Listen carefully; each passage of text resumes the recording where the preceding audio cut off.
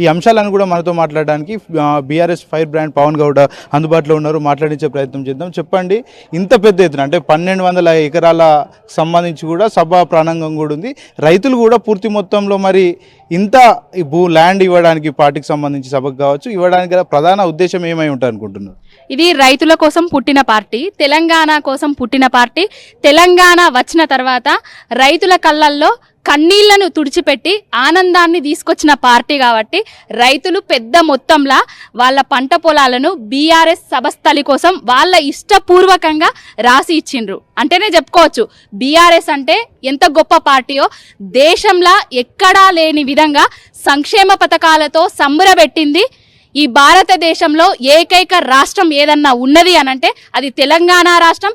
తీసుకొచ్చిన సంక్షేమ పథకాలు తీసుకొచ్చిన నాయకుడు ఎవరన్నా ఉన్నారు అనంటే ఆయన కేసీఆర్. దేశ్కి నేత.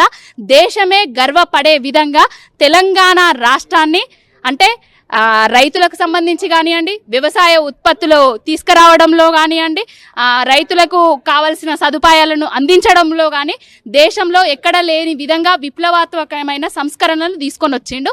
అందుకే రైతులు వాళ్ళ ఇష్టపూర్వకంగా భూములు ఇవ్వడం జరిగింది. ఇక్కడ ఉస్నాబాద్ సంబంధించి సిట్టింగ్ ఎమ్మెల్యే మంత్రిగా ఉన్నాడు. వాస్తవంగా రైతులంతా కూడా కొంత భయాందోళనకు గురవలసిన పరిస్థితులు ఉంటాయి. ఎందుకంటే సిట్టింగ్ ఎమ్మెల్యే మాకు సంబంధించిన పథకాలు అందజేయడు కావచ్చు అని కొద్దిగా భయాందోళనకు గురై ఇయ్యని అవకాశాలు కూడా ఉంటాయి. మరి ముక్కుమ్మడిగా 1200 ఎకరాలకు సంబంధించి కూడా క్లీనర్కి ఇవ్వడం ఎట్లా చూడొచ్చు అంటారు? అంటే రైతులంతా సంతోషంగానే ఇచ్చారు అనుకోవచ్చా? ఇప్పుడు భయపడడానికి ఎవరు లేరు, భయపడతలేరు. ఎవ్వరు కూడా ఎవరన్నా కాంగ్రెస్ నాయకులు ప్రజలకి వచ్చిర్రు అనుకోండి, కళ్యాణ లక్ష్మిలి చెక్కులు పంచడానికో లేకపోతే రైతు భరోసా ఇచ్చినాము, రైతు బంధు కాదు మేము ఇచ్చింది, రైతులకు రుణం మాఫీ చేసినామని చెప్పడానికి అసలు జనాలకి రావడానికి వాళ్ళు భయపడుతున్నారు. జనాలను చూసి వాళ్ళు భయపడుతున్నారు. ఎందుకంటే అధికారంలోకి రావడానికి 6 గ్యారంటీలు 420 హామీలను ఇచ్చిండ్రు. అధికారంలోకి వచ్చి 500 రోజులైనా కూడా ఏ ఒక్క గ్యారంటీని, ఒక ఫ్రీ బస్సు మినహా ఏ ఒక్క గ్యారంటీని కూడా పూర్తిగా అమలు చేయలేదు. వాళ్ళు కౌలు రైతులకు ఇస్తామన్నారు, రైతు కూలీలకు ఇస్తామన్నారు, ఆటో అన్నలకు ఇస్తామన్నారు, రైతులకు రైతు భరోసా పెంచిస్తామన్నారు. ఇప్పుడు తీసుకుంటే 2000 వస్తే మేము వచ్చిన తర్వాత 4 అని 4 ఏళ్ళు చూపించారు. అసలు 2000 పెన్షన్నే చక్కగిస్తలేరు. 4000 పెన్షన్ దేవుడు ఎరుగు. ఇయ్యాల్సిన పెన్షన్ను 2 నెలలు ఆపిండ్రు. ఎవరికి, ఏ వర్గం సంతోషంగా ఉన్నది? కాంగ్రెస్ ప్రభుత్వం అధికారంలోకి వచ్చిన తర్వాత తెలంగాణలో రైతులను నిండా ముంచిర్రు, అక్క చెల్లెలను నిండా ముంచిర్రు, అన్నదమ్ములను నిండా ముంచిర్రు.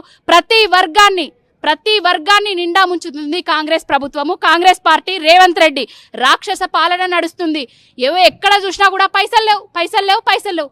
కేసీఆర్ ఉన్నప్పుడు దండిగా పైసలుండే తెలంగాణ రాష్ట్రంలో. మరి కేసీఆర్ మాయమైండు, రేవంత్ రెడ్డి వచ్చిన తర్వాత ఏం తినేటట్టు లేదు, ఏం కొనేటట్టు లేదు. మా దగ్గర పైసలు లేవు. కూడా చెప్తున్నాడు కదా, పదే అప్పులు పుట్టడం లేదు, కొత్త అప్పులు అని పుట్టడం లేదు. చాలా సందర్భాలు కూడా ఇట్లాంటి నేపథ్యంలో పెట్టుబడులు వచ్చే అవకాశాలు ఉంటాయి. అసలు ఒక ఇంటి యజమాని ఎన్ని అప్పులున్నా కూడా బయట 4 బజార్లకు పోయి నాకు అప్పులున్నాయి, నా బిడ్డ పెండ్లి పెట్టుకున్నా, ఓ 4 లక్షలు అప్పిర్రు అని అంటే వాళ్ళని ఇస్తారా? గదే ఇప్పుడు ఆ రాజు అప్పులైనాయి తెలంగాణ రాష్ట్రం మంచిగా లేదు అని మొత్తం ప్రపంచవ్యాప్తంగా ప్రచారం చేసిండు. ఇక అప్పులు ఎట్లా ఉడితే అప్పులు ఎట్లా వస్తాయి? ఆయన తెలంగాణ రాష్ట్రాన్ని నిండా ముంచడానికే ముఖ్యమంత్రి అయిండు. ఆయన ఉద్యమ ద్రోహి. తెలంగాణ రాష్ట్రం అంటేనే ఆయనకి ఇష్టం లేదు. ఆనాడు ఉద్యమంలా కొంతమంది ఉద్యమ ద్రోహుల పంచన జొర్రి ఏం చేసిండో మన అందరికీ తెలుసు. ఉద్యమకారుల మీద రైఫిల్ ఎక్కువ పెట్టిండు. ఇప్పుడు అధికారంలోకి వచ్చి తెలంగాణ రాష్ట్రాన్ని ఆగం చేస్తున్నాడు. ఆయనే మార్పు అనంటే గొప్ప మార్పు తీసుకొస్తాడు అని అనుకున్నారు. మార్పు అంటే గిదే: కరెంటు పోవుడు మార్పు, రైతు భరోసా రాకపోవడం మార్పు, రైతులకు 24 గంటల కరెంటు రాకపోవడం మార్పు, రైతుల నీళ్లు రాకపోవడం మార్పు, రైతుల కళ్ళల్లా అన్ని ఎగ్గొట్టడం మార్పు, రైతుల కళ్ళల్లా కన్నీళ్ళని తీసుకురావడం గొప్ప మార్పు. అదే మార్పును తీసుకొస్తా అని చెప్పిండు, తీసుకొని వచ్చిండు. ఈ వరంగల్ సభకు సంబంధించి మొదటి రోజు నుంచి కూడా అడ్డుకునే ప్రయత్నం చేస్తున్నారు. ఎందుకు అనుకోవచ్చు? ఎందుకంటే బీఆర్ఎస్ పార్టీ సభలు పెడితే ప్రజల్లో కూడా వ్యతిరేక వచ్చే అవకాశాలు ఏమైనా ఉంటాయని మరి ప్రభుత్వం కూడా ఏమైనా ఆలోచిస్తుందా? ఇప్పుడు రేవంత్ రెడ్డి అధికారంలోకి వచ్చిన తర్వాత కేసీఆర్ గారికి నామరూపాలు లేకుండా చేస్తా, ఆయన పేరు మర్చిపోయేటట్టు చేస్తా, ఆయన ఆనవాళ్ళు కనబడద్దు అని అన్నాడు. ఆయన ఆనవాళ్ళు కనబడంది ఎక్కడ నన్ను ఉన్నదా? అసలు తెలంగాణ రాష్ట్రం అంటేనే కేసీఆర్ గారు తీసుకొచ్చింది. తెలంగాణ రాష్ట్రం కోసమే ఆయన పార్టీని పెట్టిండు.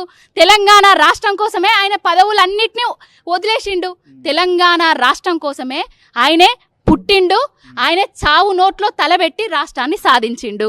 ఇప్పుడు రేవంత్ రెడ్డి కొత్తగా వచ్చి ఇది చేస్తా అది చేస్తా సభ పెట్టడం వల్ల రేపు మళ్ళీ నా మార్కు పోతుందేమో అనుకుంటున్నాడు. సభ పెట్టినా పెట్టకపోయినా నువ్వు రాక్షసుడు అని అర్థమైపోయింది తెలంగాణ ప్రజలకు మొత్తం. నీ పాలన వద్దు. ఇప్పటికిప్పుడు ఎలక్షన్లు వస్తే ఏ ఎలక్షన్లు వచ్చినా వాళ్ళు దేవుడి దయ వల్ల మళ్ళీ ఉప ఎన్నికలే రావాలని కోరుకుంటారు. ఎందుకంటే ఈ సీఎం మారాలి, ఇంకో సీఎం రావాలి, ఆ సీఎం ఎవరంటే మా కేసీఆరే కావాలి అని కోరుకుంటారు. ప్రతి ఒక్కరిని తమ్మి తెలంగాణ రాష్ట్రం ఆగమైపోయింది, తెలంగాణ రైతాంగం ఆగమైపోయింది, తెలంగాణ నేతన్నలు రోజుకొకరు నేలరారిపోతున్నారు. ఇవన్నీ చూసి చెలించి కేసీఆర్ గారు బీఆర్ఎస్ పార్టీ రజతోత్సవ సభలో ఏం మాట్లాడబోతున్నారో ఏం చెప్పబోతున్నారో మీరు చూడండి. రజతోత్సవ సభ గురించి చెట్లు చాలా పెద్ద ఎత్తున చెట్లు నరికిరు, అదేవిధంగా పంట పొలాలు కూడా అధీనం చేసుకున్నారు. మరోపక్క చూసుకుంటే కాలువలు కూడా ధ్వంసం చేసిరని కూడా కాంగ్రెస్ నేతలు చెప్తున్నారు. మంచి పాయింట్ అడిగినవు. నిన్ననే పోయి వచ్చిన ఎవరో కేఆర్ఓ పిఆర్ స్టంట్ల నాగరాజో ఆయన ఎవరో మరి ఎమ్మెల్యే అయిందట, ఐఏఎస్ఓ ఐపీఎస్ఓ చదివిందట. చదివి కూడా చదివేస్తే జ్ఞానం పోయింది అన్నట్టుగా అబద్ధాలు చెప్పడానికే ఇక్కడికి వచ్చిండు. నేను కెనాల దగ్గరికి పోయిన పిల్లలను తీసుకొని నిన్న ఆ కెనాల్లా పిచ్చి మొక్కలు పెరిగి చెట్లు తుప్పలు తుమ్మలు అన్ని పెరిగి ఉన్నాయి. ఎక్కడ కూడా మొత్తం కిలోమీటర్ మేడం మేము నడిచి చూసినాం, అక్కడ ఎక్కడ కూడా నీళ్లు రాలేదు. నీళ్ళు ఎక్కడ వచ్చినాయి అంటే ఒక రైతు ఈ సభ కోసము కేసీఆర్ గారి సభ కోసము పొలం ఇవ్వడం జరిగింది పార్కింగ్ కోసము. ఆయన పంట పొలాలు ఎండిపోయినాయి. ఎండిపోతే ఈ సభ కంటే ముందే క్రేన్ పెట్టి ఆ బాయిని దవ్విస్తున్నాడు. ఆ బాయిల నీళ్లు మళ్ళా పొలాలకి ఎట్లా పారిస్తే మళ్ళీ బురద అవుతుంది, పార్కింగ్ కు కష్టం అవుతుంది అనేసి ఆ నీళ్లను పైప్ లైన్ తోటి కెనాల్కు పెట్టిండు. ఆ నీళ్లను చూసి ఈ పిఆర్ స్టంట్ల నాగరాజు వచ్చి కెనాల్ నీళ్లు దేవాదుల నీళ్లు అని చెప్తాండు. దేవాదుల నీళ్లే అయితే నీళ్లే వస్తే ఈ రైతు కేసీఆర్ గారు అట్లాంటి పనులు చేయరు. రైతులకు అన్యాయం చేసే పనులు ఎవరు చేయరు. నిన్న అక్కడ మీరు కెనాల్ దగ్గరికి కొండి అక్కడ ఒక షాప్ ఉంటుంది, ఆ షాపులో ఒక తాత ఉంటాడు. ఆ తాత చెప్పిన మాటలు వింటే కళ్ళల్లా కన్నీళ్ళు వచ్చినాయి. మేమందరం స్వచ్ఛందంగా ఇచ్చినాం బిడ్డ, మేమందరం మా భూములు ఇచ్చినాం, కేసీఆర్ రావాలే, మేము ధన్యమైపోతున్నాం, మేము ధన్యులం, ఆయన పాలన కాదనుకున్నాము, ఆయనను వద్దనుకున్నాము, మా ఎమ్మెల్యేను ఓడగొట్టుకున్నాము, రాక్షస పాలనను తీసుకొచ్చినాము, మేము చేసిన తప్పులు పోవాలంటే ఇక్కడ సభ పెట్టాలే, మేము ధన్యులమైనము అని చెప్తున్నారు. 1300 ఎకరాలకు సంబంధించి మరి ఇంత గగ్గోలు పెడుతున్నారు కాంగ్రెస్ నాయకులు. హైదరాబాద్ సెంట్రల్ యూనివర్సిటీలో అంత పెద్ద విధ్వంసం జరిగిన కూడా ఎప్పుడు కూడా స్పందించాలి, ఎట్లా చూస్తారు ఇది? అంటే సభకు వస్తున్న ఆదరణ చూసి సభను ఆపాలనేసి ఆది నుంచి చూసిర్రు, ఆటంకాలు తెచ్చిర్రు. హైకోర్టు మొట్టికాయలు వేసిన తర్వాత మళ్ళీ సభ కొనసాగింది. వాళ్ళ కెనాళ్ళ కాలువలు అన్నారు, హరితహారం చెట్లు అన్నారు, ఇక్కడ రైతులకు మోసం చేస్తున్నారన్నారు. అసలు రైతుల మీద ప్రేమ ఉంటే నీ నియోజకవర్గంలా నీ లగచెర్లలా లంబాడి బిడ్డల మీద భూములు గుంజుకొని రాత్రనక పగలనక నువ్వు ఎట్లా కొట్టించినావు వాళ్ళను? మానవ హక్కుల కమిషన్ నీకు ఎట్లా మొట్టికాయలేసింది? ఇవన్నీ మర్చిపోతున్నావు రేవంత్ రెడ్డి. హెచ్సియు భూములను గుంజుకొని 100 ఎకరాలల్లా రాత్రికి రాత్రి జేసీబీలు పెట్టి శనివారం ఆదివారంలు చూసి నువ్వు చెట్లను నరికినావు. మరి నీ హరితహారం ఏమైంది? హరిత వనం అని పేరు పెట్టినావు కదా, పేరు మార్చినావు కదా. ఇప్పటికీ నువ్వు ముఖ్యమంత్రి అయినా 500 రోజులల్లా ఒక్క మొక్కనన్నా నాటినవా? ఒక్క మొక్క కన్నా నీళ్లు పోసినవా? అసలు ఏం మాట్లాడుతున్నావు? దొంగ ప్రేమలు నాటకాలు. సభకు వస్తున్న ఆదరణను తట్టుకోలేక ఏవో చిల్లర మల్లర పిఆర్ స్టంట్లు చేస్తాండ్రు. అవి జనాలు నమ్మరు, అబద్ధాలు ప్రచారం చేస్తున్నారు, జనాలు నమ్మరు. కేసీఆర్ గారి సభ కోసం మేము 10 లక్షల మంది అనుకున్నాము, 10 లక్షలు కాదు వచ్చేది, 20 లక్షల మంది పైచిలుకు జనం వస్తున్నారు. ఇది తెలంగాణ రాష్ట్రంలో ఉన్న ప్రతి ఇంటి పండుగ. ప్రతి ఇంట్లో కేసీఆర్ గారి సంక్షేమ పథకాలు ఉండే. కేసీఆర్ గారు ఉన్నప్పుడు ప్రతి ఇంట్లో బిడ్డ, తల్లి, కొడుకు, అవ్వ, అత్త అందరు కలిసి వాళ్ళ వాహనాలల్లా స్వచ్ఛందంగా రాబోతున్నారు.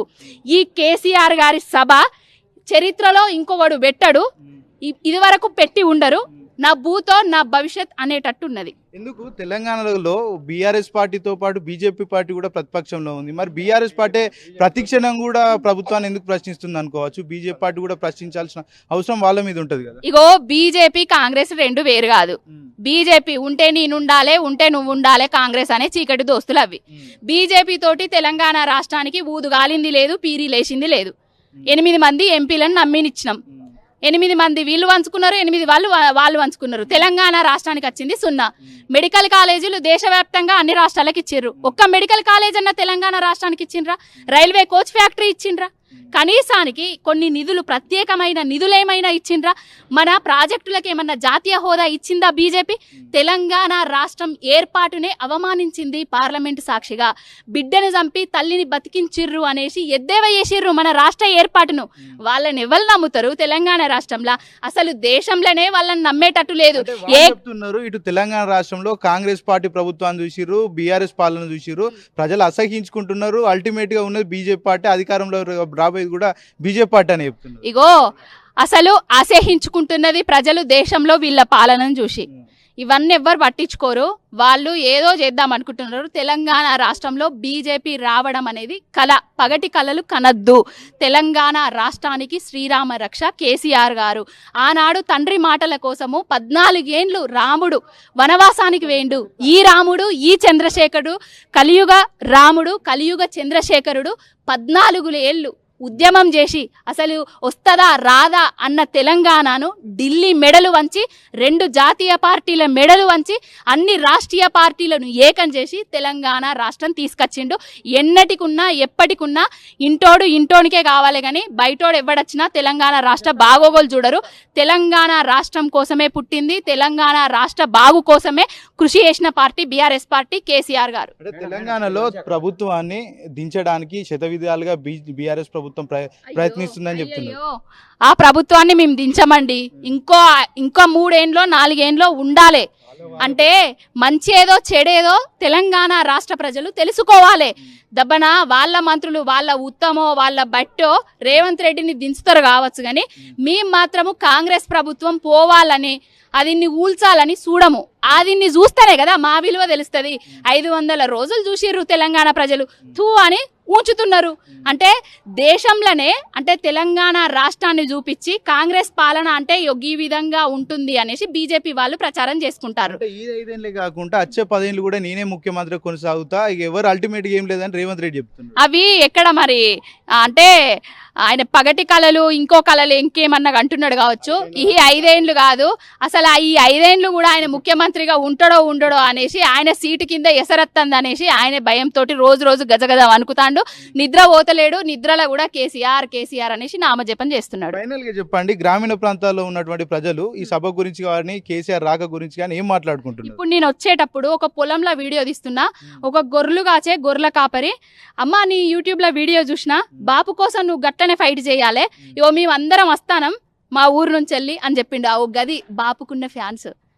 తెలంగాణ రాష్ట్రంలో ఏ గడపను చూసినా, ఏ గడపని ఇట్లా చేయి తట్టినా కూడా 27వ తారీఖు ఆదివారం రోజు కేసీఆర్ సభనట కదా ఎలకతుర్తి కాడ పోదాం అన్నట్టు ఉన్నది.